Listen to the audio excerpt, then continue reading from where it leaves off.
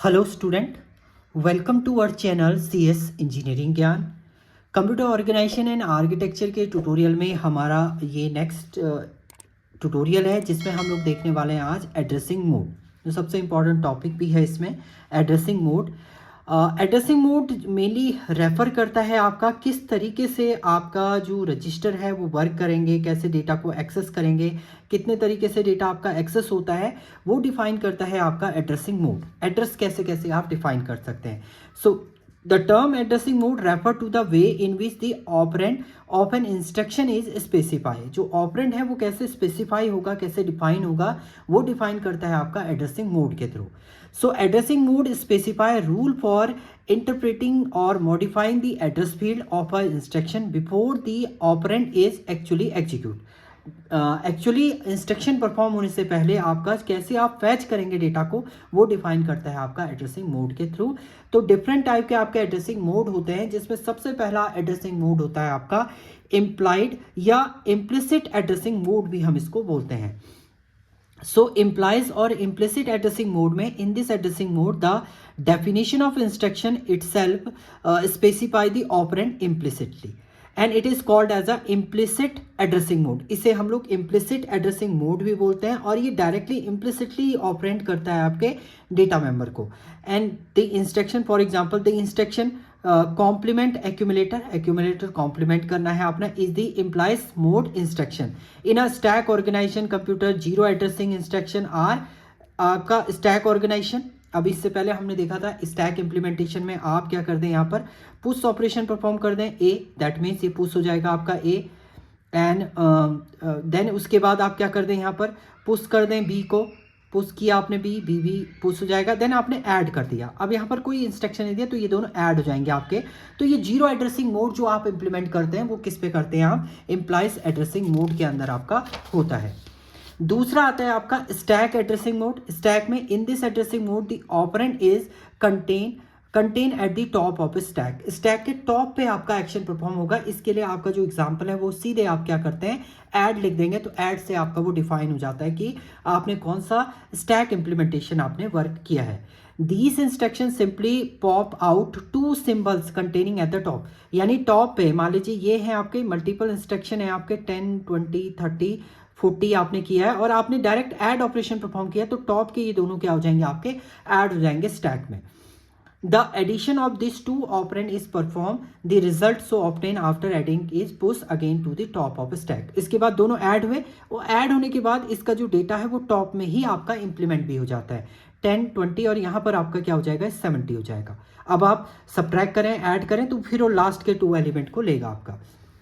Next आता है आपका immediate addressing mode. Immediate addressing mode में क्या होता है आपका, in this addressing mode the operand is specify in the instruction explicitly आपका डेटा जो होगा वो ऐड या मूव होगा आपका instant of the addressing field and operand field is present in the content. देखो इसमें ऑप कोड भी होता है, ऑपरेंड भी होता है आपका। ऑप कोड मतलब जो इंस्ट्रक्शन आपको परफॉर्म करना है, ऑपरेंड जिस पे वर्क परफॉर्म करना है वो आप यहाँ पर देंगे। जैसे आपने एक एग्जाम्पल लिखा है यहाँ पर add of 10 will increment the value store in the accumulator पे। एक्यूमुलेटर पे आपका क्या हुआ, 10 वैल्यू ऐड हुई और कहाँ स्टोर हो गई, एक्यूमुलेटर के अंदर ही भी आपका स्टोर हो गया। इस टाइप का जो इंस्ट्रक्शन होता है वो होता है आपका इमीडिएट एड्रेसिंग मोड।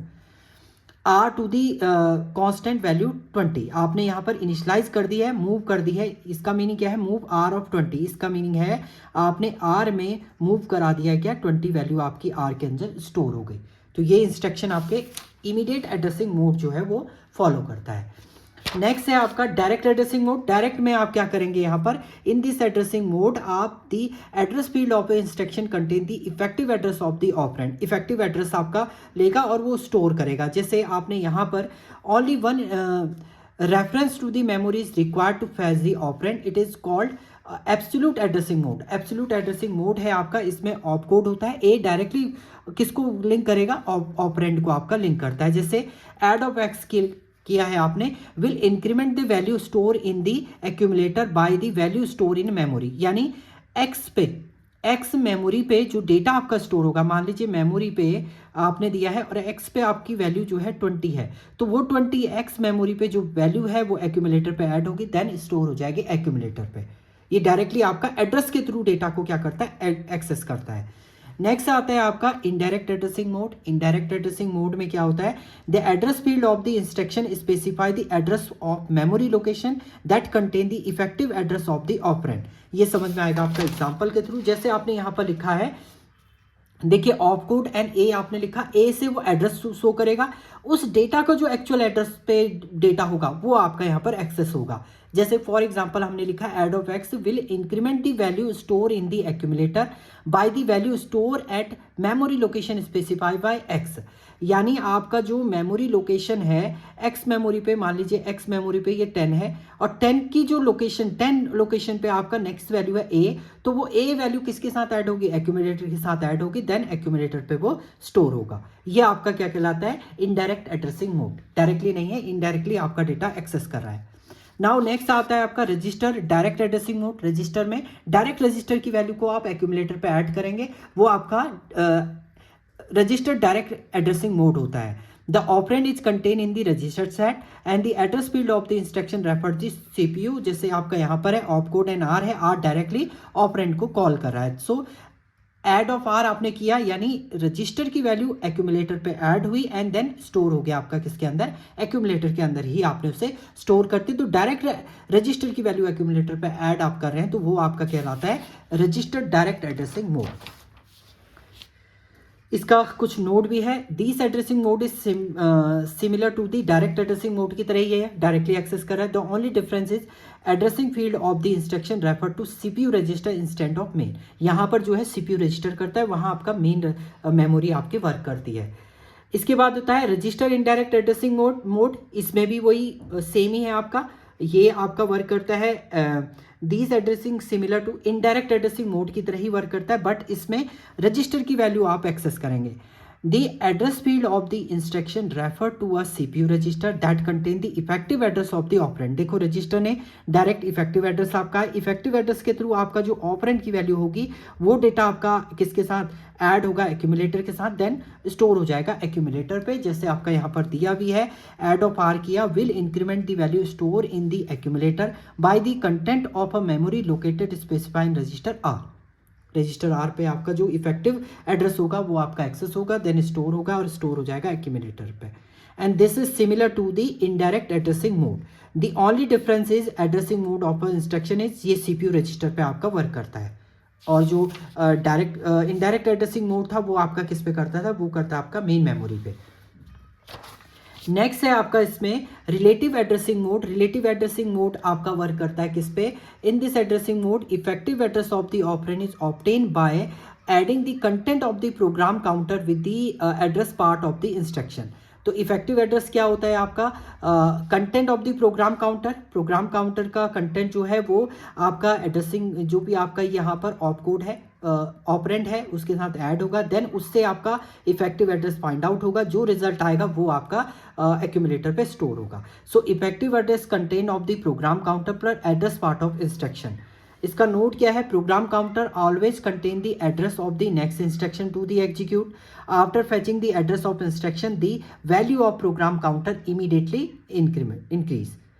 तो value of increase irrespective of where the fetch instruction had completely execute or not. तो इसमें मेन ये है कि आपका जो ऑपरेंड है वो प्रोग्राम काउंटर के साथ ऐड होगा, उसके थ्रू आपका ऑपरेंड की वैल्यू जो है वो फाइंड आउट आपकी होती है। तो कंटेंट ऑफ प्रोग्राम काउंटर पर एड्रेस पार्ट ऑफ इंस्ट्रक्शन ये दोनों ऐड होंगे, देन ऑपरेंड आपका फाइंड आउट होता है। तो इस तरीके से आपका ये वाला एड्रेस जो है वो फाइंड आउट होता है आपका रिलेटिव एड्रेसिंग मोड। इसके बाद नेक्स्ट एड्रेसिंग मोड आती है आपकी index addressing mode. Index addressing mode में आप क्या करते हैं, इंडेक्स की वैल्यू एक्सेस करेंगे, वो आपका एड्रेसिंग मोड के साथ ऐड होगा, देन उसके बाद आपका ऑपरेंड जो है वो जनरेट होगा। तो effective address content of the index register, content of the index register की वैल्यू आपके ऐड होगी एड्रेस पार्ट के साथ, जो आपका एड्रेस जनरेट होगा वो आपका क्या कहलाएगा, इंडेक्स एड्रेसिंग मोड आपका कहलाता है। इसके बाद आता है आपका base register addressing mode. Base register addressing mode का मतलब है बेस रजिस्टर से जो वैल्यू आएगी कंटेंट ऑफ बेस रजिस्टर वो आपका एड्रेस पार्ट के साथ ऐड होगा, देन उसके बाद जो एड्रेस जनरेट होगा वो आपका कहलाता है बेस रजिस्टर एड्रेसिंग मोड। ये आपका नेक्स्ट था base address registering mode. And last इसमें है आपका ऑटो इंक्रीमेंट एड्रेसिंग मोड।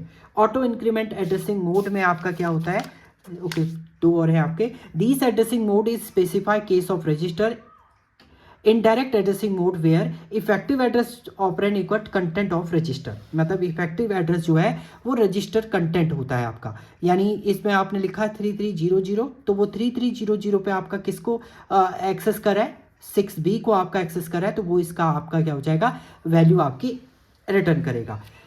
तो यहाँ पर after accessing the operand the content of the register automatically increment step D, step आपका इसके बाद जैसे ही वो एक्सेस होगा उसके बाद आपका एक स्टेप ये इंक्रीज हो जाएगा, देन आपका नेक्स्ट जो है ऑटो इंक्रीमेंट ये जनरेट आपका इसमें करता है।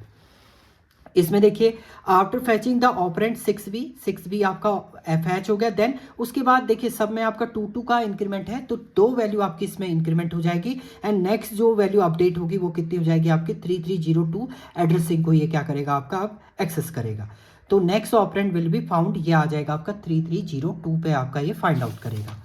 एंड नेक्स्ट आपका एड्रेसिंग मोड है इसमें ऑटो डिक्रीमेंट एड्रेसिंग मोड, वही चीज अपोजिट हो जाएगी इसमें स्टेप काउंट जो हो जाएंगे वो क्या हो जाएगा, एक कम हो जाएगा। तो effective address of operand equal to content of register minus step size आपके कितने बड़े हैं उतना कंटेंट आपका रिमूव हो जाएगा। जैसे देखिए यहाँ पर आपका ऑटो डिक्रीमेंट, अभी आपने रजिस्टर ने काउंट किया 3302 को, 3302 पे आपका 6 ही है, उसके बाद जो नेक्स्ट एड्रेस आपका जनरेट होगा वो क्या होगा, 2 स्टेप काउंट आपके कम होंगे, 3300 पे आएगा, यानी 1F को ये क्या करेगा, पॉइंट आउट करेगा आपका at memory address 3300 the operand will be found. तो ऑपरेंड आपका कहाँ पर फाउंड आउट होगा, 1F पे ये फाउंड आउट होगा। तो ये डिफरेंट आपके एड्रेसिंग मोड थे कंप्यूटर ऑर्गेनाइजेशन में। Thank you student.